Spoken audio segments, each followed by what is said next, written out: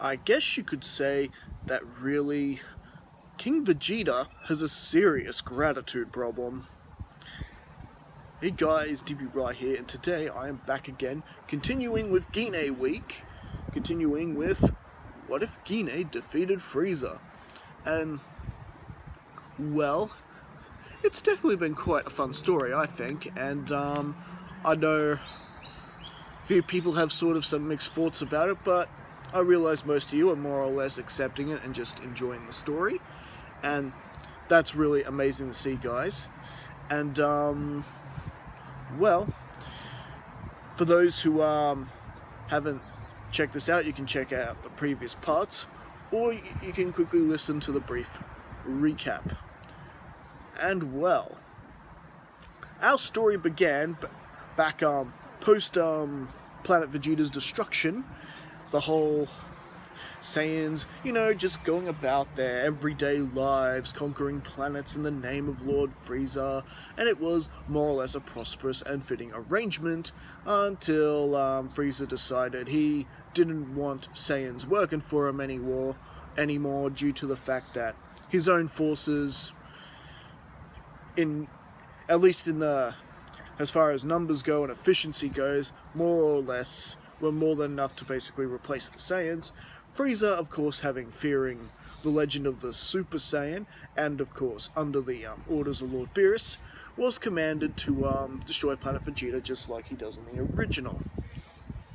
But this is where things different. After Bardock suffered through the offense of losing his team to Dodoria and his henchmen, and getting Kakarot off world, and going to attempt to battle off Frieza and save his planet like he does in the original, things pretty much went different, where Gine suddenly fell apart in hopelessness, hopeless to protect her youngest son Kakarot, helpless to protect her older son Raditz, who's off somewhere with Prince Vegeta and Nappa at the moment, and most importantly, she's just more or less upset that she's not useful to Bardock at all. She can't get up there and help him, and this triggered a unique transformation, even among the Saiyans we know today. It's very rare. Suddenly she started sparking a green aura, and her hair more or less going green herself, and she tapped into Berserker Super Saiyan, or as some people call it, Legendary Super Saiyan. However, I think Berserker Super Saiyan worked. I figured since Gine shared a lot of traits with Kale from DragonBall Super, I actually figured that it could actually be possible for someone like Gine, who's battle shy, unsure of herself, a little bit unconfident and timid, to actually break forth in a transformation like this. And with that new power, she was more or less able to destroy Frieza, sending his attack back at him before he could transform or do anything about it. He's essentially wiped out, along with his ship, along with Zarbon, Dodoria, anyone else unfortunate enough to be in that ship at the time. And, well, we more or less, with that, Gine more or less not having much control of her power, actually no control whatsoever, pretty much passing out in Bardock's arms, and, well, Bardock more or less tried to keep a low profile after that, trying to keep the scent of this Berserker Super Saiyan, this legendary Super Saiyan, sent away from him and his wife. After all, Bardock had heard rumors of what King Vegeta did to Paragus and his kid Broly, and Gine being a fully grown Saiyan, this might mean she gets executed by the ruthless Saiyan King. And, well, Bardock simply just cannot have that. However, that didn't stop King Cold coming along asking questions, and ultimately having Bardock arrested and tortured. And, well, luckily for Bardock, that's more or less triggered Gine's Super Saiyan transformation once again, and she went toe-to-toe with King Cold in front of everyone, and ultimately saved her husband from being executed by King Cold at least, but not before she passed out once again and is now being arrested by King Vegeta. and is more or less planning to do the same thing with her. Execute both her and Bardock, even though they just pretty much saved the Saiyan race again and should be honored as heroes. And he's pretty much right now trying to find out where both their children are, where Raditz was sent off, and of course what happened to Kakarot. He's suddenly not there as well. And well, they more or less do have reports there was an unauthorized departure some weeks back. And well, Queen Cassava, the wife of King Vegeta the Fourth. Yeah, she's more or less disgusted with her husband's cowardice. He's not behaving like the ruthless Saiyan king that she married. He's no longer the Saiyan she married or thought he was. What he's done, after what she heard about what he did to Paragus and Broly, Paragus, who served King Vegeta loyally, who was more or less one of his advisors at some point, always there at the war councils, she is absolutely disgusted by King Vegeta's cowardice. Doing that to a newborn Saiyan who has the potential to make the Saiyan race great again, and more or less doing something worse to Gine and Bardock, who have saved the Saiyan race from the rule of Frieza and King Cold. Frieza, who was actually going to obliterate the planet. Queen Cassava can't believe this at all. And meanwhile, Bardock and Gine are more or less rotting in prison together, and Gine more or less understanding what she did and accepts the truth that she is this Super Saiyan they're talking about, and unfortunately she just can't seem to bring herself to get back into that transformation. Both times she doesn't know how she did it. Just all she can remember was feeling helpless and unable to do anything, and kind of like the way she's feeling now, but not quite as strong. So the transformation's not taking effect, and they're not really being able to bust out of prison. However, this is where Queen Cassava more or less steps in and decides to visit the pair in jail. And well, she figures more or less Gine should just be able to transform and just take out King Vegeta, right? And just more or less end the tyranny, and Prince Vegeta the Fourth would ascend to king. Yeah, that was basically Queen Cassava's idea, as she's conspiring with Bardock and Gine to overthrow King Vegeta. And Gine's more or less shocked of this and really wants no part in this. After all, she is still battle shy and whatnot. However, with that, there's only one final option that might be able to save Gine from being executed, and that is Cassava letting Bardock out. Bardock, whose power level is about 15,000, so he's more or less on par with King Vegeta, maybe a little bit stronger considering the kind of missions he used to overtake. However, so with that, basically, if they want to completely free Planet Vegeta from King Cold and Frieza's influence, there needs to be a new ruler sitting on King Vegeta's throne, because King Vegeta is just more or less still got that whole Frieza King Cold mentality, lower class, higher class, all that. How can lower class Saiyans be able to harness the power of Super Saiyan? This isn't right. This shouldn't be happening. And that mindset is just gonna prevent the Saiyan race from progressing together as a race and restoring honor to the universe. And Queen Cassava realizes this. Just because King Cold and Frieza are gone, King Vegeta has no intention of lifting that whole way of thinking. So there has to be a new ruler, and if Gine can't power up to do it, Queen Cassava is gonna release Bardock, and hopefully Bardock can do it.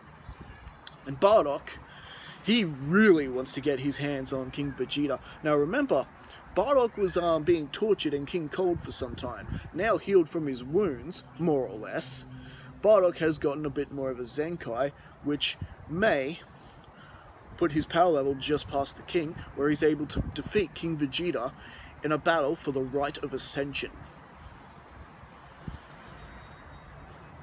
The same way that Vegeta's family essentially took the throne themselves, destroying the previous king. However, they more or less wiped out the previous royal family's family. But Bardock has no intention of doing that, punishing Prince Vegeta and Tarbell for the sins of their father. They did nothing wrong. It was all King Vegeta III.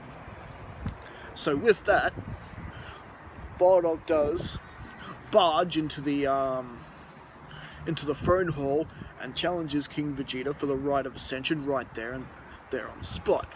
King Vegeta, looking furiously at his wife, realizing she, of course, had something to do with this. However, King Vegeta has no choice but to accept. He doesn't accept, he's going to be branded a coward, and more or less, the Saiyans will overthrow him. Because more or less, Saiyans do respect strength. They'll follow strength. You know, no different to how how other species choose their king. More or less the same thing. Kind of like the Dothraki in Game of Thrones. That's what I was thinking of. They respect strength and follow strength. So, with that, Bardock powers up, and the battle between him and King Vegeta is pretty much even. It's a pretty brutal Saiyan slugfest. The battle could go either way. Both their armors being torn off, there's blood being shed, and some of King Vegeta's loyalists are thinking of interfering. However, Queen Cassava's just right there holding them back. You interfere with this, you die. Just staring at them. So yeah, that basically gets them cowering in their boots. After all, Queen Cassava's quite powerful herself. And well, with that, Bardock is more or less beginning to tuffle a little bit, getting more or less down on his knees. Ha! You really thought a low-class Saiyan could beat me, the likes of King Vegeta? No wonder you couldn't save your own crew. And this sparks a fury within Bardock. Just the thought that he's not going to be able to save his wife, that he wasn't there to protect his own crew, and well, oh, King Vegeta, you shouldn't have said that. Because, well, suddenly yellow sparks start fuming from Bardock, and Bardock becomes a Super Saiyan. And no, not Berserker Super Saiyan like his wife, the regular Super Saiyan that we all know and love. You are a disgrace, King Vegeta. You have no right to rule anymore. And suddenly, Vegeta throws a punch, Bardock catches it, and he just instantly snaps his wrist. Kind of in the fashion he does in that other What If Bardock Stopped Lord Frieza, when he kills King Vegeta in that reality. And well, with that, Bardock powers out one furious attack, and he deals the final blow in King Vegeta, destroying him. Yeah, there's nothing left of him, and with that, the Saiyans now have a new Saiyan King in Bardock. And his first ruling is for them to release Gine immediately, and well, with that, with Gine now released, he basically now commands his wife, Gine, to get in a Saiyan pod and head off to Earth and look for Kakarot. And with that, Gine graciously takes her leave, and well, more or less,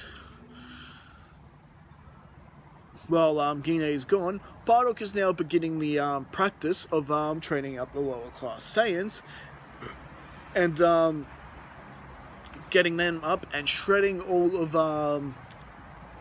all the influence that Frieza may have still had. Everything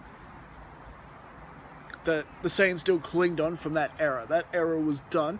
It was time to forget the era of King Vegeta the 1st, 2nd, and 3rd, and of course them answering to the likes of King Cold and Frieza. That era was now done. It is now time for the Saiyans to more or less become their own, restore honor towards the Saiyan race, and also begin going on missions to liberate planets that still might be under rule from former, remnants of the Frieza Force. They got rid of King Cold and Vegeta in that one ship, but they haven't gotten rid of, all the other senior members, like the Ginyu Force and people like that, who are still more or less taking over Frieza's empire for him, and more or less like that. And well, meanwhile, also while Gine is gone, Raditz, Nappa, and Vegeta finally return from their mission, and Vegeta sort of more or less confused at what's going on here, unable to find his father anywhere at all, and well, they're being filled, Vegeta being filled in about, the whole cowardice of his father, and that he lost fairly in the Rite of Ascension battle between Bardock, who has achieved the rank of Super Saiyan. And well, Vegeta, shocked by this, Prince Vegeta shocked by this, and just looking at Raditz, because, considering how weak Raditz is, this guy's father did that? And Nappa just said, wow, Bardock, wow, he always did show potential, but I didn't think he was that powerful. Wow, what do you know, Vegeta? Ah, damn it, now I'll never be King Vegeta. Vegeta sort of pouting a little bit. However, Raditz, Vegeta, and Nappa are brought before the new King Bardock, and he more or less fills them in on these more or less changes, and Bardock more or less takes Prince Vegeta, the former Prince Vegeta, under his wing. He's got to learn to respect his fellow Saiyan. After all those years being under Frieza's wing and and of course, when he was raised by King Vegeta, he does have the lower class, shouldn't be ruling, high class is the best, all that mentality. So Bardock's going to be working with the former Queen Cassava's son to make him a more respectable leader. Not that he'll be king now, but he could still rank high in the ranks of Saiyan and be, a trustworthy candidate and possibly a worthy successor if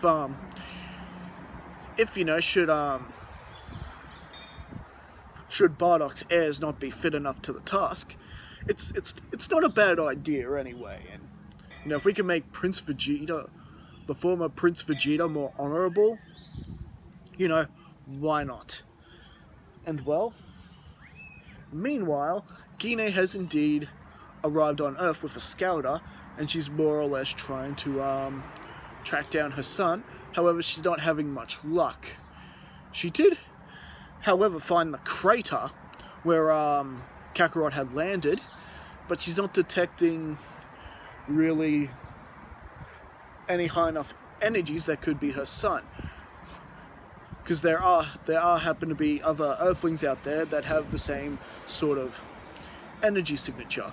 Roshi, Yamcha. In fact, there are beings out there who are actually seem to have a stronger power level than Kakarot, who last time she checked was a mere power level of 2, and there are plenty of life forms out there with a 5 and things like that. So she's not having much luck. She did end up finding Gohan's homestead, but it's and did find a photograph just sort of standing there with Goku, Yamcha, Bulma, Pua in there. So she does know that Goku does make more or less some stops here. Because remember, by the time all this had played out, months had passed, and since then, Goku has hidden his head and forgotten everything, and has more or less begun his adventure in Dragon Ball. Where is he right now? Well, he'd be on Roshi's island somewhere, doing his training, preparing for the 21st Tenkaichi Budokai, and well, Gine is not really sure what to do, whether she should just stay at Gohan's homestead and more or less wait for him to reappear, or go out and look for him. Well, in the end, she does more or less decide to go out and look for him, and her journeys take him towards the Ox King, who she meets, and she describes the little boy she's looking for, and the Ox King's, oh, that's Gohan's grandchild, Goku. So he's a, what do you call him? A Saiyan? You're his mother? His real name's Kakarot? Very interesting. Well, if his adventure with finding those DragonBall whatchamacallits are done, I suspect he'd probably be on Roshi's Island trading for the next Tenkaichi Budokai. And Gine's asking about the Tenkaichi Budokai, and that the Ox King more or less fills them in that it's where the greatest martial artists and fighters go to determine who is the best on the planet. And this does sound like something that a Saiyan would get into, and decides that she's basically going to wait for Kakarot at the tournament rather than go looking for some island where the Turtle Hermit is.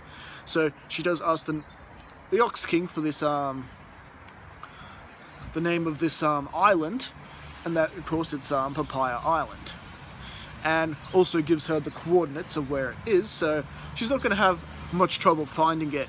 And well, this is when sort of Chi-Chi goes up to Gine and just sort of poking at her skirt there, and Gine looks down and goes, "Tell your son that I said hi, okay?" And Gine just sort of nods in confirmation, seeing what's going off there, and in a way, Gine sort of sees a lot of herself in Chi-Chi, especially in the way like Chi-Chi was crushing on Bardock in the early days before they were together. So she definitely understands where this more or less is coming from. So with that, Gine is pretty much off to Papaya Island, and yeah. And fortunately for her, it is now around time for the 21st Tenkaichi Budokai, so she's more or less waiting there in the crowd somewhere, and just hoping to see a glimmer of Kakarot. And well, more or less she does when the finals to the Tenkaichi Budokai more or less begin, and Kakarot is battling with Giren, and well, Gine is more or less very impressed with her son's power and resourcefulness when Giren throws him out of the ring, and Kakarot uses the flying cloud to get back in, and she was a little curious to why Kakarot didn't have a tail anymore. He must have went Great Ape at some point, and his friends managed to cut off his tail. But don't worry, it'll grow back, and more or less she actually witnesses it grow back when Giren tries to deal a finishing blow to Goku, and his tail grows back and saves him, and of course the growth giving Goku that little bit of a Zenkai that he's able to break the merry-go-round gum, and Giren surrendering to him. And well, more or less the rest of the finals goes off as per normal, with Jackie Chan beating Krillin in the semi-finals, and of course Goku defeating Nam, and Gine is very impressed with how far her son has actually managed to come along, from power level to 2 to his power level now. It's quite an impressive growth, really, considering. And especially with this whole him holding back his power and it raising as Goku attacks more and then lowering back down again. It's quite interesting. It's something she wouldn't mind learning herself. And when she sees the battle between Jackie Chan and her son, she is just completely blown away that there's someone else on this planet who could go in par with her son. Whoever reported the information on the planet to the Saiyans and Lord Frieza did not do a very good job. There's actually people in there with quite amazing martial art and battle potential here. Just luckily, luckily for Goku, they're battling in a friendly tournament. No one's going to die here. So, yeah. And well, the battle with Jackie Chan and Goku goes off exactly as per normal, including the whole Goku being tortured by the lightning surprise attack, looking up at the full moon, and becoming a grade up in the tournament. However, he doesn't really get a chance to cause as much damage because Gine calls out to her son, and just some sort of part in the Saiyan Great Ape form actually gets through to the Great Ape, and yeah, he more or less just sits down when Pua comes in and transforms into a giant pair of scissors and removes his tail once again. And well, to be right, how come Gine didn't transform? Well, Gine has had quite a bit of experience at the full moon. She just was smart enough not to look at it long enough to for the change to really affect her. And her being a full-grown Saiyan, she does know basically to avoid it. And well, with that, the remainder of the battle between Goku and Jackie Chan wrapped up and finished just like as per normal. Luckily that Goku only more or less just got his tail back, so it's not like he's not used to balancing without the tail. And well, with that, with the final charge and the big kick, Jackie Chan still wins the tournament. And yeah, now Gine more or less must confront her son and reveal who she is, and I think that's actually where we'll leave things for now. So what do you guys think? Did you enjoy this story? Did you enjoy that we've got a new king in Bardock in this reality, and that he's more or less focused on restoring the honor of the Saiyan race and actually looking to actually do some good for the universe? And in the meantime, you've also got Gine, who's more or less managed to track down her son. You know, where is that gonna go? All this and more next time. Don't forget to like and subscribe, of course, and leave your thoughts in the comments. I do enjoy reading the comments I get, even if even if there's something that I've missed out and you guys tell me about, or it gives me opportunities to fix the what if in the next part and make the what if even better. So don't be shy in leaving your comments and your thoughts, and definitely don't forget to hit that like button, and yeah, definitely subscribe to this channel because it does help this channel out a great deal. You know, we're nearly coming up on the 400 subscribers on this channel, which I honestly was beginning to think I wasn't going to get that far, which isn't bad, because you get 400, then you can get, you can only grow your channel from there. At least that's the way I look at it.